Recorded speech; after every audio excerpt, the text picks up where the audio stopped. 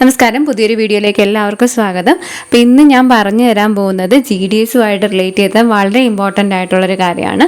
GDSൻ്റെ Kerala circle result എന്നാ publish ചെയ്യുന്നതെന്ന് എല്ലാവരും ചോദിച്ചിരുന്നു. ഇപ്പോൾ കമൻസിലൂടെ ആണെങ്കിൽ ഒരുപാട് പേര് ഇപ്പം അറിയിച്ചിട്ടുണ്ടായിരുന്നു GDSൻ്റെ കേരള സർക്കിൾ റിസൾട്ട് പബ്ലിഷായി.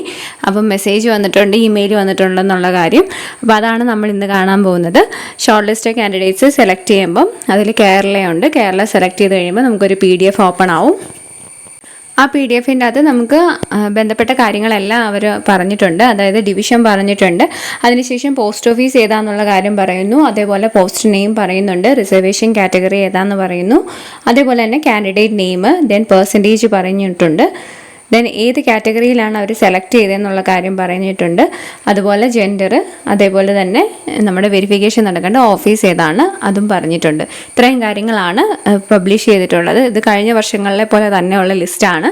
അപ്പോൾ ഇതിൽ എല്ലാ ഡീറ്റെയിൽസും ഉണ്ട്, വളരെ ട്രാൻസ്പെറൻ്റ് ആയിട്ടുള്ള ലിസ്റ്റാണ്. അപ്പോൾ എല്ലാവർക്കും ഇത് അനലൈസ് ചെയ്യാൻ പറ്റാവുന്നതേ ഉള്ളൂ.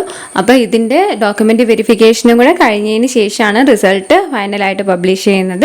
അപ്പോൾ ഡോക്യുമെൻ്റ് വെരിഫിക്കേഷനിൽ ബന്ധപ്പെട്ട് ഡോക്യുമെൻറ്റ്സ് എല്ലാം നമ്മൾ സമർപ്പിച്ചെങ്കിൽ മാത്രമേ ഉള്ളൂ നമ്മൾ സെലക്ട് ആവുകയുള്ളൂ. അപ്പോൾ ഇത് ഷോർട്ട് ലിസ്റ്റഡ് കാൻഡിഡേറ്റ്സിൻ്റെ ഒരു ടേബിളാണ്. അപ്പോൾ ഇതിൽ എത്ര പേരിത് ഡോക്യുമെൻ്റ് വെരിഫിക്കേഷന് ഹാജരാകുന്നു അതുപോലെ ഇരിക്കും നമ്മുടെ അപ്പോയിൻമെൻ്റ് എന്ന് പറയുന്നത്.